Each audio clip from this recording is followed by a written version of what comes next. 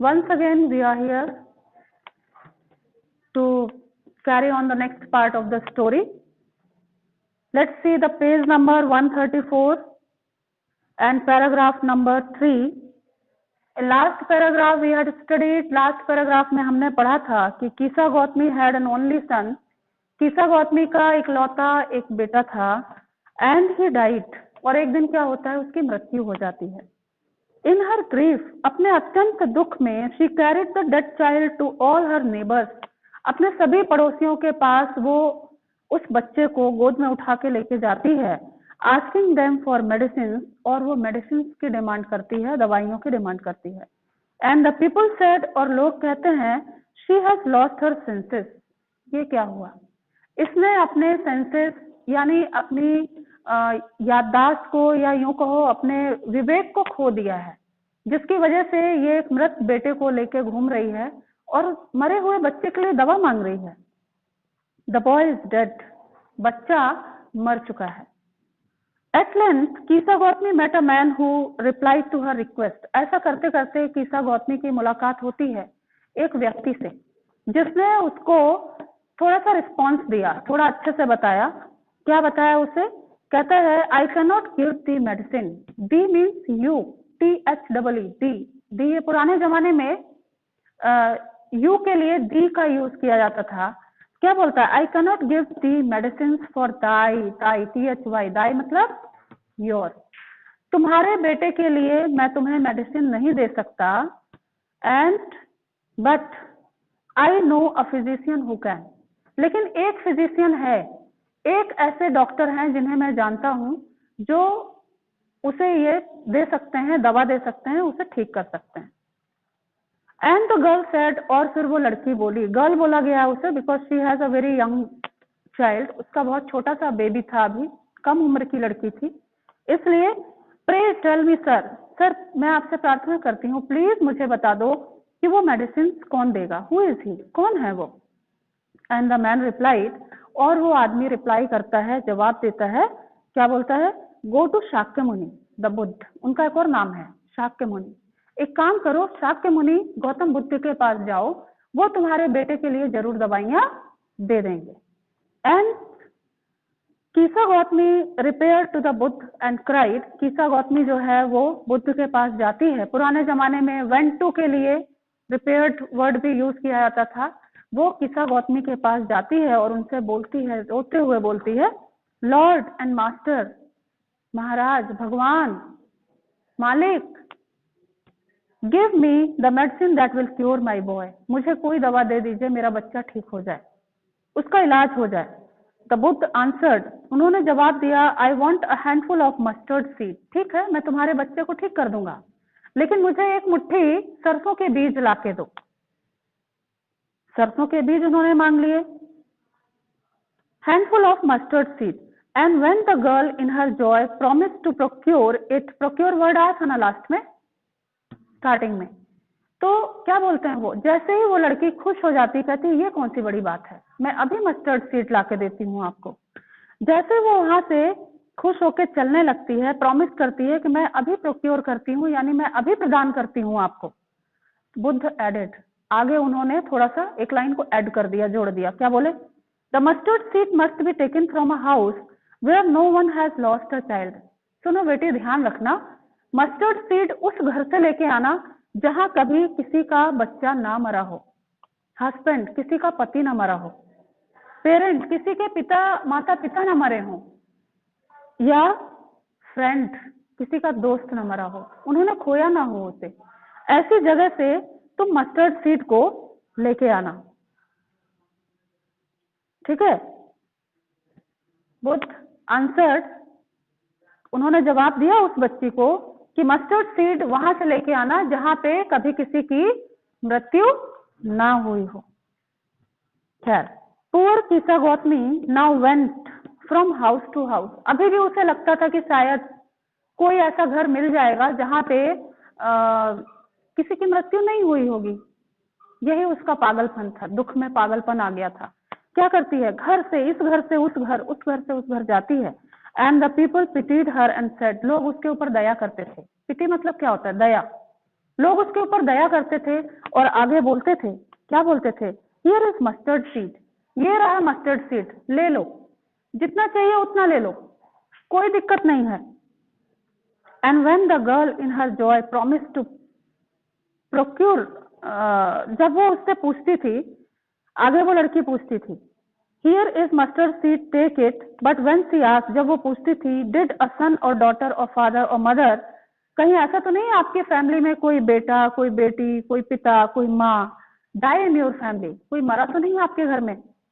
दे answered हर, तो वो उसे जवाब देते थे, alas the living are few, ओ बड़े दुख की बात है, जिंदा लोग बहुत कम है हमारी फैमिली में, कुछ हैं, मुश्किल से हमारे परिवार में 6, 7, 8, 10 इतने लोग जिंदा हैं। एंड डेड आर मेनी, और जो मर गए हैं असंख्य हैं, उनकी तो हम काउंटिंग भी नहीं कर सकते कितने लोग मर गए हमारी फैमिली में। Do not remind us of our deepest grief, हमें हमारे दुख की याद मत दिलाइए, हमें उन लोगों की याद मत दिलाइए जो हमारे बीच में अब नहीं है। And there was no house but some beloved one had died in, उसे एक भी ऐसा घर नहीं मिला जहां कोई प्रिय की मृत्यु ना हुई हो। Kisa Gautami become weary and hopeless, सुबह से शाम तक भटकती रही, कोई घर ऐसा नहीं मिला जहां उसे सरसों के वो बीज मिल सके जिनके घर में कोई ना मरा हो। सुबह से शाम हो गई, थक गई वो, वियरी मतलब थक गई, होपलेस उम्मीद खत्म थी अब। And sit down at the way side, यूं ही रास्ते के किनारे वो बैठ गई, watching the lights off the city, उस रास्ते से शहर दूर दिख रहा था, वहां पे लाइट्स जल रही थी, रोशनी हो रही थी, दिए टिमटिमा रहे थे, लालटेन जल रही थी लोगों की। एंड क्या देखती है, as they flicker up and were extinguished again, दूर से जब हम रोशनी को देखते हैं, दिया को देखते हैं स्पेशली, तो क्या होता है, कभी वो जलते हुए दिखते हैं, कभी वो बुझते हुए दिखते हैं, टिमटिमाते हुए, जैसे हम तारे भी देखते हैं आकाश में तो टिमटिमाते हुए देखते हैं, कुछ हवा की वजह से या किसी वजह से वो उसकी चमक बीच बीच में हमें नहीं दिखती, तो हमें ऐसा लगता है कि वो जलते हैं या बुझते हैं, जलते हैं या बुझते हैं। या यूं कहो कि जो दिए में घी या तेल की मात्रा कम हो जाती है, वो दिए भी थोड़ा तेज जलते हैं, कभी बुझते हैं, कभी जलते हैं, कभी बुझते हैं, अंत में बुझ जाते हैं, खत्म हो जाते हैं। तो ऐसे दियों की रोशनी वो देख रही थी जो बार बार फ्लिकर्ड अप हो रहे थे, यानी जल रहे थे और बुझ रहे थे, जल रहे थे, बुझ रहे थे। At last the darkness of the night reigned everywhere, थोड़ी देर में देखती अंधेरा ही अंधेरा हो जाता है, कुछ के दिए खुद बुझ गए, कुछ ने बुझा दिए, रात हो चली थी, सोने का वक्त हो चला था। And she considered the fate of man, उन दियों को उसने कनेक्ट करती है वो किसके साथ, मनुष्य के भाग्य के साथ। मनुष्य के भाग्य में भी तो यही होता है, कोई दिन अच्छा जाता है, कोई दिन बुरा जाता है, किसी दिन खुशी मिलती है, किसी दिन दुख मिलती है, किसी दिन सफलता मिलती है, किसी दिन असफलता मिलती है। ऐसा करते करते हंसते गाते रोते और हमारी जिंदगी कटती रहती है, हमारे नसीब में ये खट्टे मीठे स्वाद होते हैं।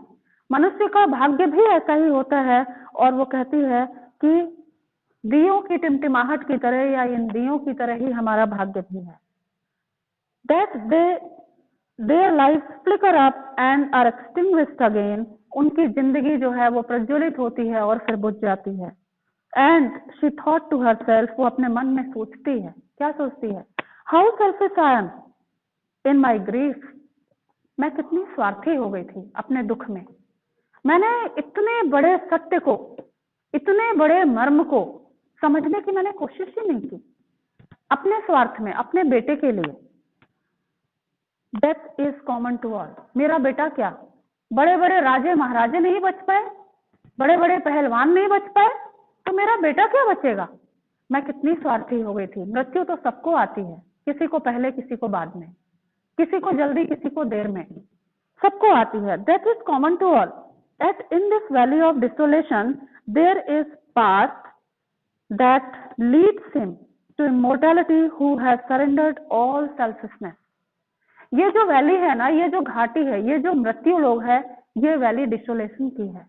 मतलब ये एक तरह से यहाँ पे हम दुख भोगने के लिए आते हैं, हमें यहाँ अकेलापन झेलना पड़ता है, हमें यहाँ लोनलीनेस फील करनी पड़ती है, हमारे प्रिय को खोने का दर्द हमें सहना पड़ता है, और यही इसी मृत्यु लोक से एक रास्ता गुजरता है इमोर्टैलिटी की ओर। मोर्टैलिटी क्या होती है? नश्वरता।